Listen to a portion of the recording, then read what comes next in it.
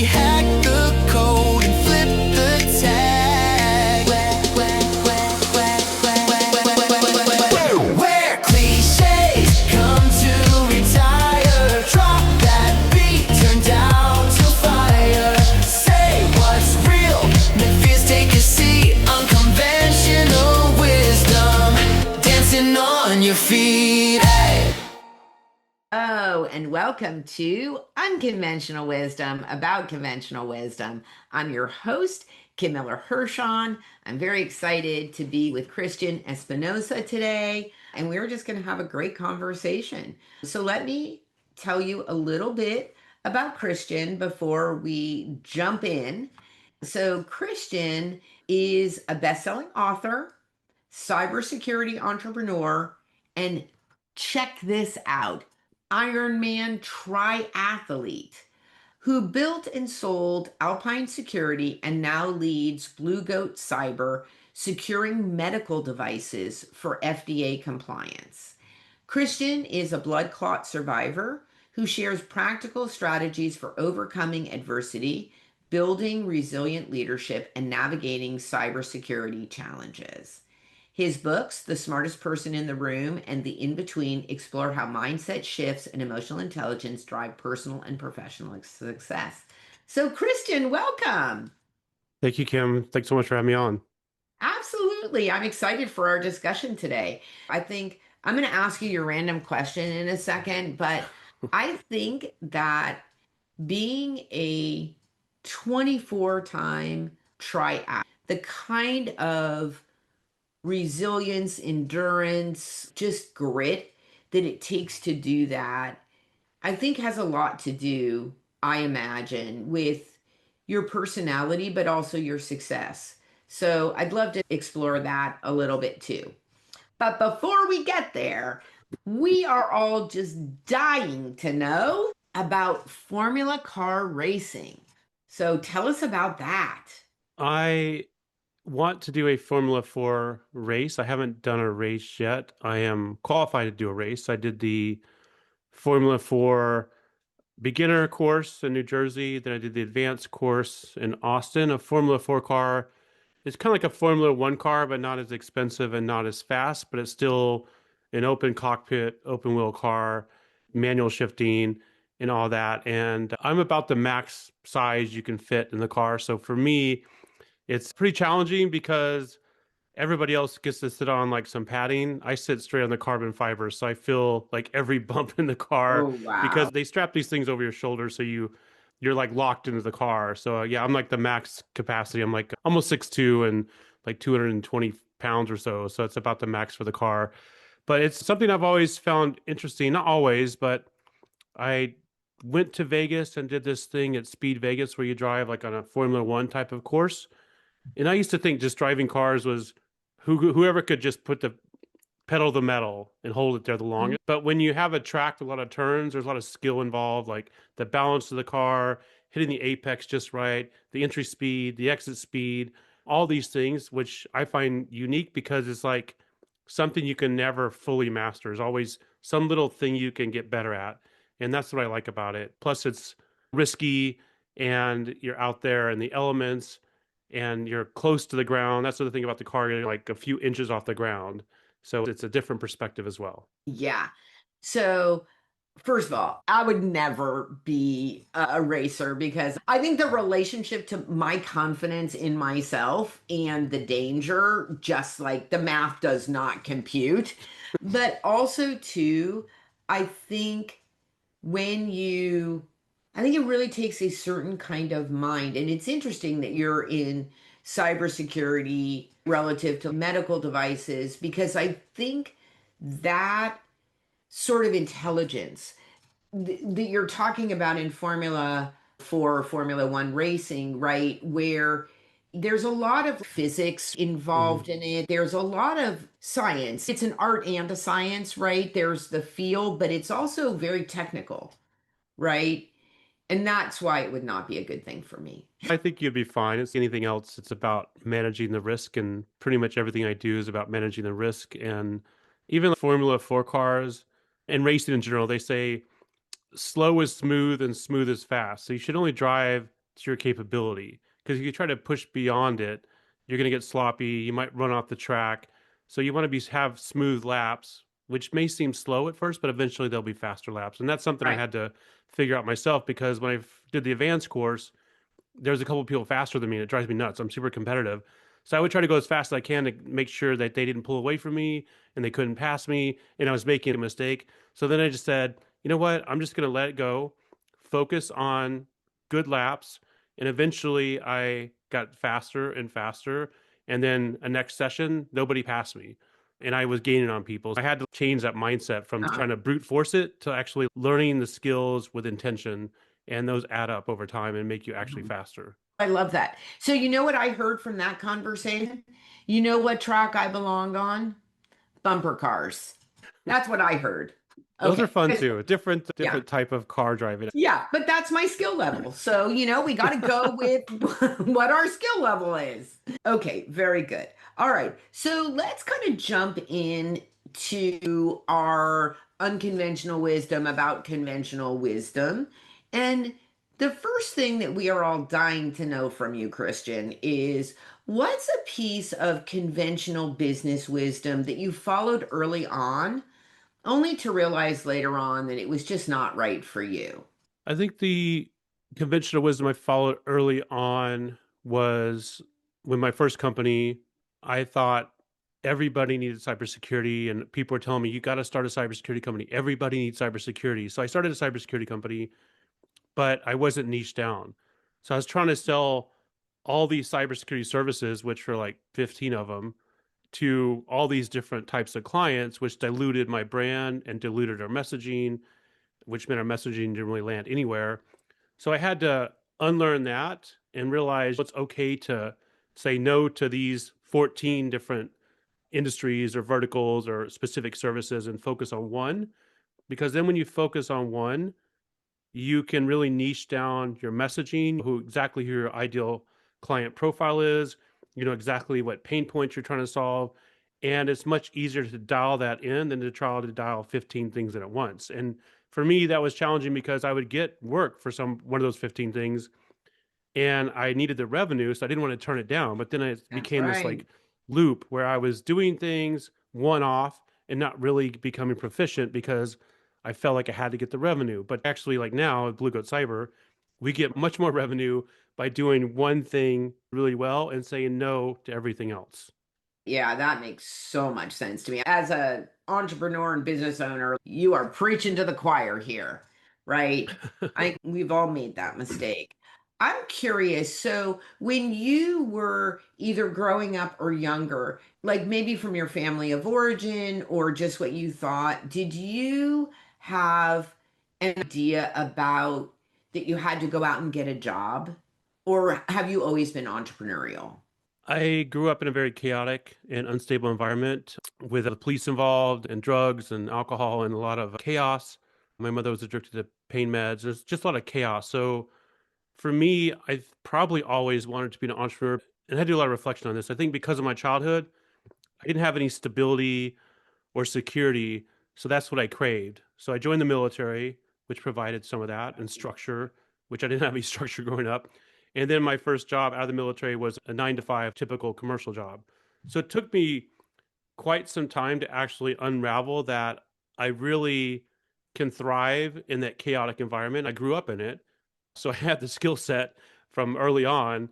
And it took me a while to realize I don't actually need the stability and the security and this perceived safety. I can go out on my own and do it on my own. But it had to, for me, I had to unravel a lot of things. And if I would have done some reflection earlier on, I may have started my entrepreneurial journey earlier on. But it took me a while to unravel Mhm. that desire for this perceived sense of security and stability. Right. Right. Kind of putting my coaching hat on for a second. That makes just perfect sense to me. And I think that kudos to you for doing the work, right? Because here's the really interesting thing. Had you not done the work, you would probably still be in a 9 to 5. Hmm. And it wouldn't mean that you wouldn't be successful, right? We can't say that.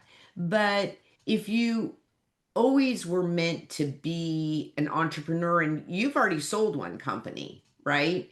So you grew something, you sold something, you've now, like you said, have really niched down. You've created this other thing. And what I would also say, not just for you personally and for the people who work for you, but you provide value, right? What you do provides value. That if you had stayed in your 9 to 5, you would not have been able to provide that value and expertise and security for other people, Mhm.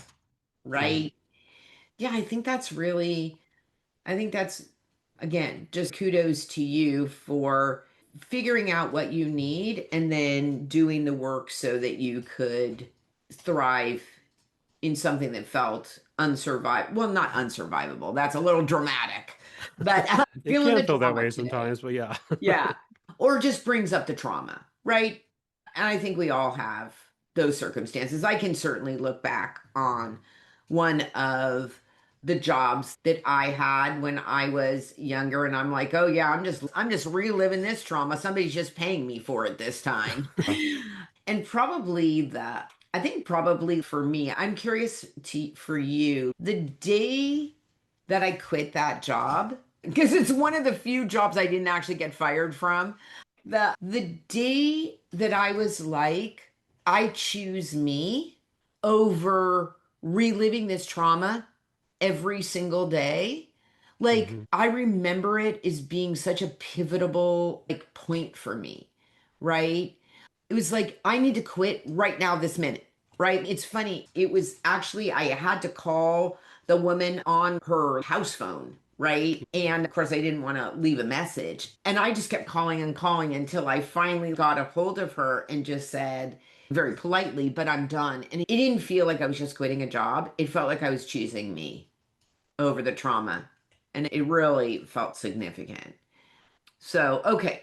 All right. So, let me ask you this, right? We're going to kind of switch gears a little bit.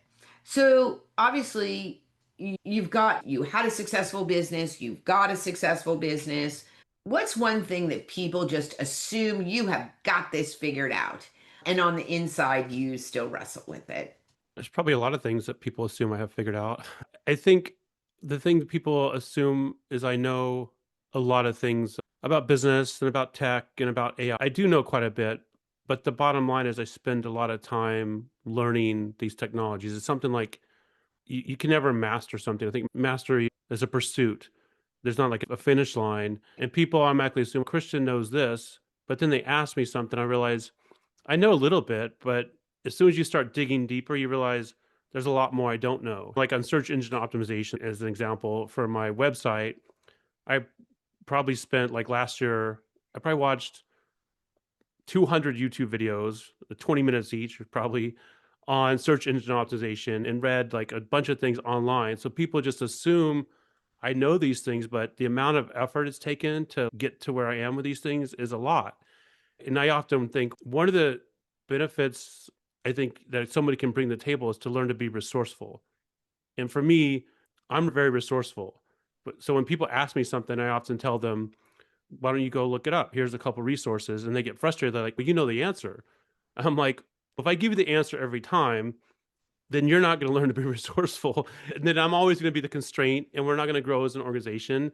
So people assume I have the answers, but I've worked hard for the answers and I'm trying to teach people to learn to be resourceful and they get frustrated with me a lot of the time because Mhm. it's much quicker to just to ask me, but I had to spend the time learning this stuff. So I think as a valuable employee or member of society or your family, I think a key thing is to learn to be resourceful.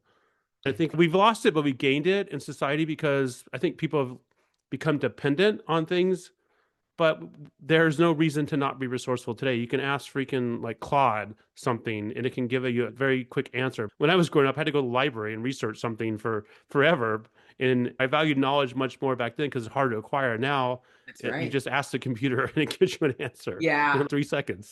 Yeah, I think also, so something that really occurs to me that your employees may get frustrated with you, but here's the other mistake that CEOs, founders, business owners make is that if you are always the one giving the answers and your employees don't have to go and figure it out for yourself. You have now made yourself a slave to your business because 100%. Yeah. you can't unplug. You can't go away for 2 weeks on vacation and not be reachable. And I never want to do that. I want to teach my, like I said, teach my staff to be resourceful. Right. And sometimes if someone asks me something, I just want to answer. Eventually they'll figure it out. It's like, well, obviously you have the ability to figure it out because I didn't answer you. And it's, I don't know, it's one of those things that it's just, I guess it's a human psychology thing. But I don't want to be the person, I don't feel significant when people have to ask me for everything. I feel the opposite. I feel like I haven't built a successful business because I should not be needed if my business is That, successful. It should be the that's right. opposite. Exactly. Oh my God. I love this because I think conventional wisdom is, and maybe human nature is, that is a sign of being needed. That is a sign of being the head of something. That is the sign of being the smartest person in the room. Like all these things that if we don't examine our own beliefs, Mm-hmm. we can fall into very easily, right? Here's another interesting thing. So I don't often give parenting advice, but I'm going to give a little parenting advice today, which is it was so interesting. So I have adult children, and I can't remember how this came up, but recently my kids, we were all together, we were sitting around the table, and my kids said to me, Mom, one of the most valuable things that you gave us, or I think my daughter was saying that you gave me, Mm-hmm. was this confidence that I should trust myself and that I could figure it out. And then my other two kids chimed in and they said, absolutely, right? And I was like, I think honestly, that is the greatest gift that you can give to your children, right? That it's not without support. It doesn't mean exactly like you said that you've got to know the answer, but that idea, right? That internal voice that says, listen, it doesn't mean that it's not frustrating. You're not going to get angry. You're going to make mistakes. But ultimately, you're going to figure it out. Whether you can figure it out on your own or with other people, somebody Yeah. knows the answer, right? Yeah. So I think very intentionally, like saying to your kids, I trust you and you should trust yourself. You've got good Mm-hmm. instincts. Let's talk it through. How are you thinking about that? It's such an important skill to give your children. And you can trust me, it's not something they learn in school. So, Definitely not. No, that's a major compliment for them to say that. And I think that's extremely important. The times that voice in your head, like you mentioned, the times I've ignored that voice are the times I've made horrible decisions. We know what to do. We just tend to tune out instead of tune in, I think. Like every time I've logically rationalized, I'm not going to get rid of this person because they might improve, when my gut and every fiber in my being was saying this person is the wrong fit for your company, take action now, I would logically override it and then I'd have a bigger problem later on. So it's, absolutely. for me, I'm talking about unconventional wisdom. I'm trying to learn to pay more attention to that inner voice inside of me and get rid of the noise and my logic and just like how I feel and my gut feels and how my body in that voice, what it's telling me to do. Because it's never been wrong when I actually have reflected back on my life. That's right. I would agree with you 100% on that. And I think we override it because oftentimes it means having difficult conversations, making difficult decisions. And one of the things that I've been successful at coaching, I will often tell a prospective client, listen, if you hire me as a coach, this is not the only job that I have. So don't think that if I'm coaching you, this is the situation.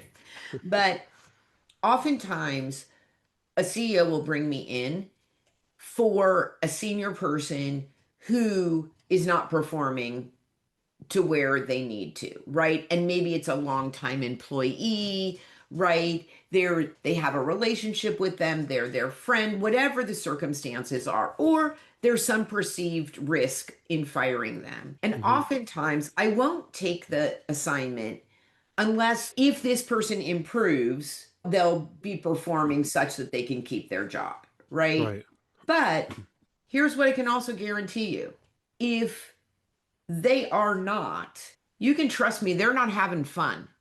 This is not a great experience for them, right? Right. And so I can also tell you that I will help coach them out, right? So that you don't have to fire them. They'll leave voluntarily and authentically because nobody wants to be somewhere where it's a terrible fit, where they're being criticized for underperformance, where they feel like they're never good enough, or when they're good enough, they're just waiting for the other shoe to drop, right? Or Right. where they feel like people don't appreciate or like them, right?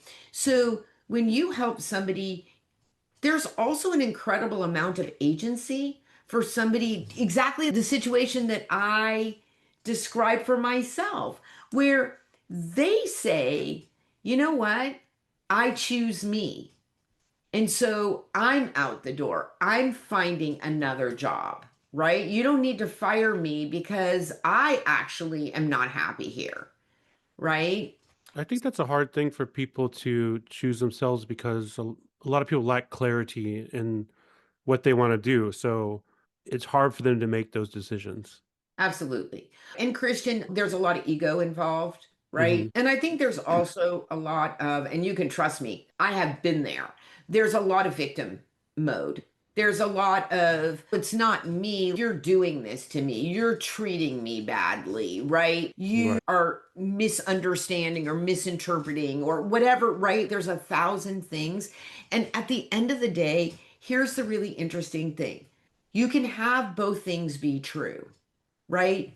Somebody may, in fact, be criticizing you, not treating you the way that you would like to be treated. All those things can be true. And here's the thing, the only part of that matters is what is your story around this? Exactly.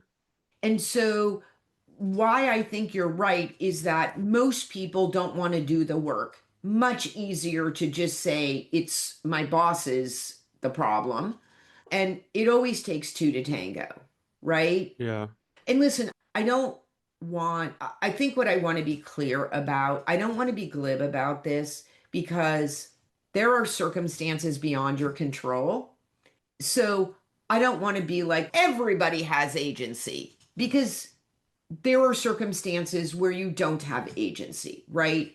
When you are a child living in a chaotic home, it is what it is, Right. right? So I don't mean to be glib about this or everybody can just change their circumstances. But when we were talking about a work environment within certain confines where there's not abuse, where things don't cross the line, that you have a surprising amount of agency if you choose to do the work. And it is not easy, right? Nobody promised easy. But here is what I will often tell my clients is that listen, you can, it may in fact be a not the right situation for you, right? The reality is though, if you don't do the work on yourself, on your own story, you're just going to keep Yeah. recreating the same circumstance over and over again. So, if you need to be in a different environment so that it's easier to do the work out of stress and chaos and fear, that may in fact be the right situation for you to be able to do the work. But at some point, at least in my opinion, you got to do the work or you got to do some of the work, right? Yeah. I think you hit upon something one of my books I'm coming out with probably early next year is about it. It's about the story we tell ourselves. And you've been talking about that quite a bit. And I think we get caught in these stories, these story loops of how we think we're supposed to be and how this person's supposed to be. And I think a big ability to shift in your life is to change that story about yourself, change that narrative. You don't have to be the victim in the story. You can become the hero in the story. And I give an example. It may not be the best example, but I know people that the story they tell themselves is, I'm someone that doesn't believe in divorce, as example. and they've been married for 20 years and they've been miserable for 20 years and their spouse has been miserable for 20 years and their life has been miserable because of this, but they won't change that story. So they just cling on to this miserable life. Same thing in a job. I'm not someone that quits a job or whatever the story. And then you're like, life is not fulfilling, but all you have to do is shift that story. I'm someone that contributes. I'm someone that takes agency over my life. I'm someone that's going to find a job aligned with my values, whatever the story is, but create a new story. So I think one thing that is really important about what you're talking about here, you're using I am statements, right? And I am statements are identity statements. And so that part, you got to really listen to how you tell yourself the story, because Mm-hmm. anytime Charles Duhigg in The Power of Habit uses this example about quitting smoking, which I think is so poignant about what you're talking about. So, when you've quit smoking, somebody offers you a cigarette. You say to them, I've quit. What you're saying is, I'm a smoker that is not currently smoking. If Yeah. the answer to that question is, I am a non smoker, you've now identified yourself as somebody who does not smoke, right? And so when you choose that as your identity, I am a healthy eater, Yeah. right? Not I'm dieting, The right? language matters. But I'm a healthy eater, and Hmm. you reinforce that, it's much harder to grab for a cigarette when it goes against your identity than it to identify yourself as, yeah, I'm not smoking right now, or, you I'm taking a know, break. Yeah. yeah, I'm Yeah. taking a break, or, yeah. So identity matters. Using that I am statement is a really powerful way. Of course, you have to reinforce it, right? So that it Hmm. really becomes internally part of your identity, right? And then it's harder to act in opposition to that. I think that's key to change the story. Yeah. Those I am statements. Yeah. 100%. Yeah, I think that's very powerful. I often say that, in fact, I think I might have even said this. So if you listen to the last episode or two, and I've said this before, I think I'm probably repeating myself, but maybe it bears repeating. What I think of when I think of the I am statements is when people give you a list of attributes and they say, okay, pick your top three attributes or your top five attributes.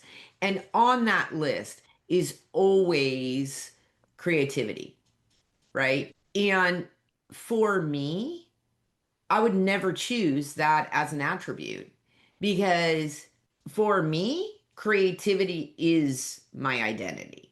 It's who I am. It's not an attribute that I have. It is literally who I am. So I think that is always an interesting piece of this puzzle. But, you know, Yeah. It's the intrinsic versus extrinsic. And right. intrinsically, that's your identity. So you don't need to pretend like that's what you want to be. It's just Right. who you are, right? It is who I am. So I might choose if unique is on the list or authentic is on the list. I might choose those as attributes.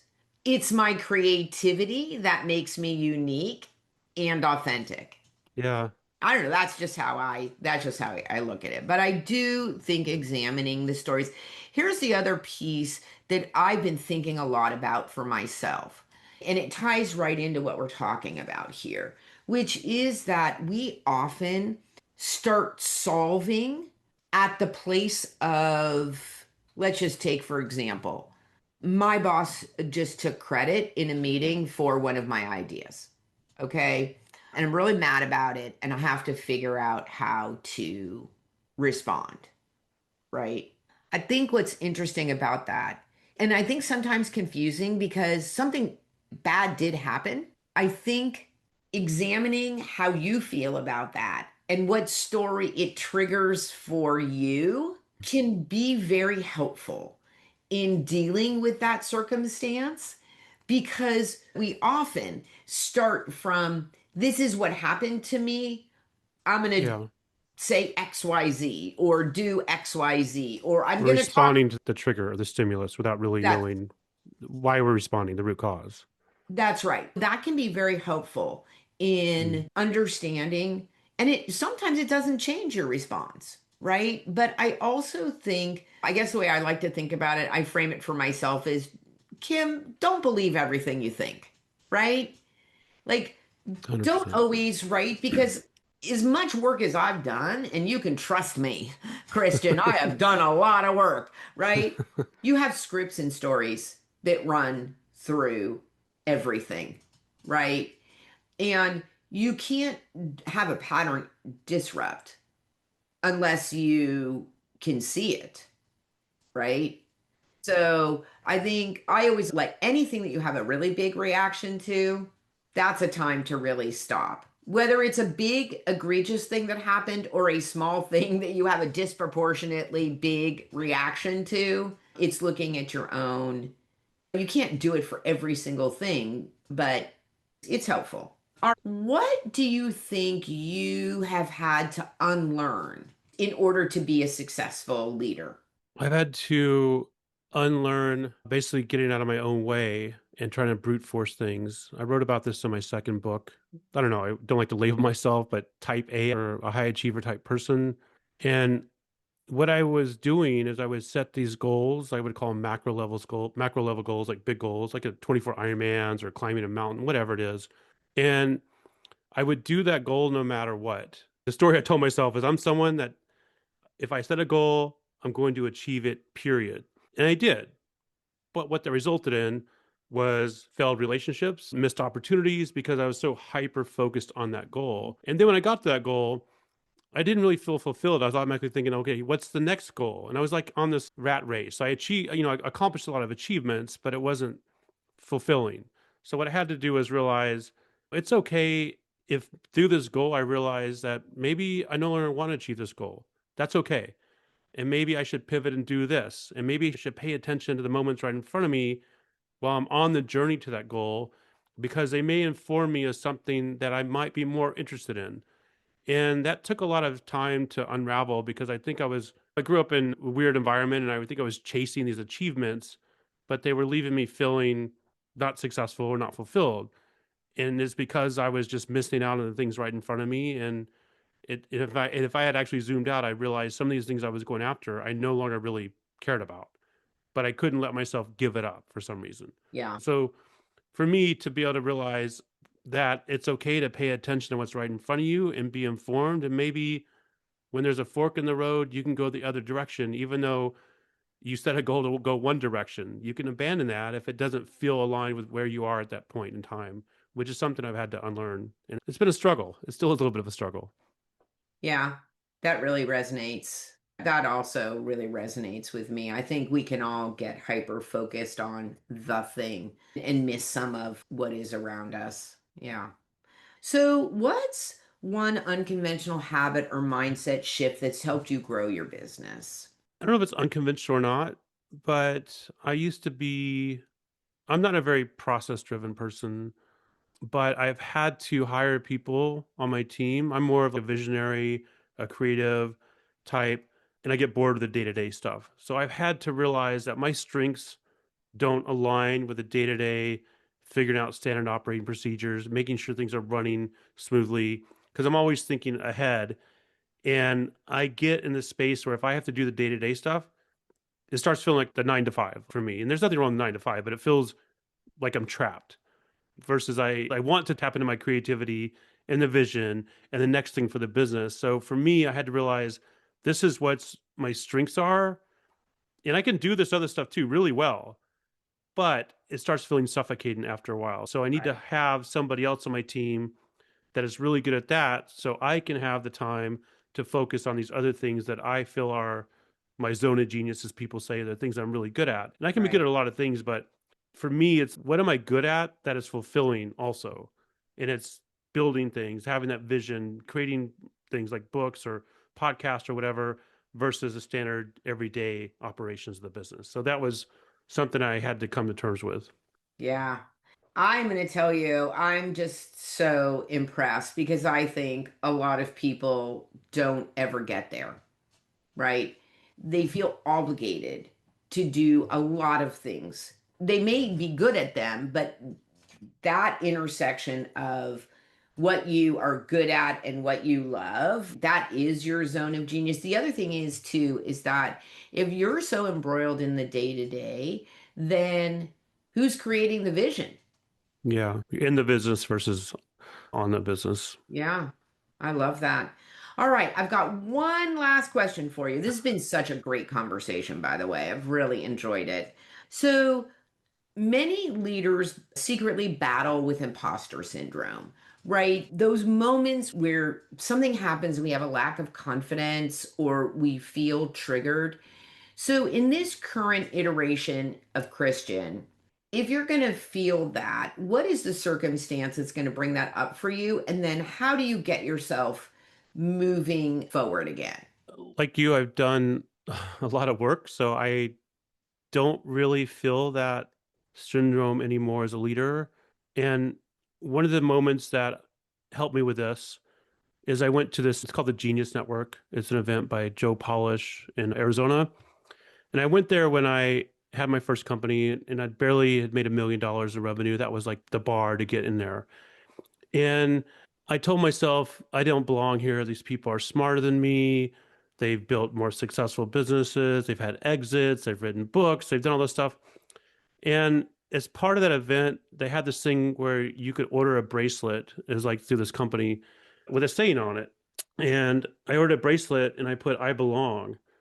And I wore it and looked at it every day. And I just told myself, I belong to be in this room. I'm at the bar and just telling myself I belong to be in this room with entrepreneurs and authors and successful business people and people in general, I showed up differently and I had different conversations because I wasn't being that imposter. And just by telling myself that, the with intention, the conversations were different. I built relationships before I would have been afraid to talk to somebody. But now I'm like, what is the value I can bring? I may not be, I have $100 million business, but what value can I bring to the conversation or this relationship? And I just shifted my perspective to that. And then I also thought, this guy's written a book. Why can't I write a book? Because I do belong in this group, right? That's what I told myself. So I ended up writing a book. That was the impetus for my first book. And then I'm like, this guy spoke on a stage. Why can't I speak on a stage? Because I belong in this group. So I did that too. So it's really just a mindset shift for me. And it wasn't easy, but it was like that bracelet and that constant looking at it and reminder, I belong over and over. Because I used to feel like I never belonged anywhere. So that was like something that I struggle with. And I did have the imposter syndrome for a long time until that moment where I changed my story, really, like we talked about. Yeah, I love that. I think that I really like the having literally a physical reminder, whatever it is. I run a program called Ambition Unleashed, and it's for last women business owners. And as a gift, when they signed up, I got them these necklaces. And when you look at it, it's inscribed, it's like vertical, right? It's like a pendant that goes down. And it's gold and then has a little bit of silver on the bottom. And it's inscribed, the gold part says, be kind. And then it actually is a sleeve that goes up. And when you lift it up, it says, of a badass. So be kind of a badass. Yeah, And I like that. it is just such this great reminder of who you are, right? Yeah. I think those Um, things like that are useful to just remind you. Yeah. yeah, I like that. Yeah. That's a great place to end because I think it's so full of hope and it's so full of agency, right? Of listen, why are you are because you believe you are, right? Right. Go for it. Love that. Christian, this has just been such an amazing conversation. If you're interested either in cybersecurity, if you've got a medical device company and or you want to buy one of Christian's books, we'll have the links in the show notes. So please pay attention to that. And for me, what I would love you to do is subscribe to my newsletter.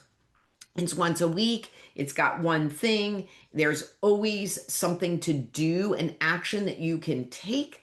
And you're going to be surprised to hear this. It's pretty direct and pretty straightforward. So, and people are saying they're enjoying it. So please subscribe to the newsletter. I have a book coming out later this year. So we'll talk a little bit more about that another time. But thank you so much for listening. This is Kim Miller-Hershon, Kim Miller-Hershon Coaching and Consulting.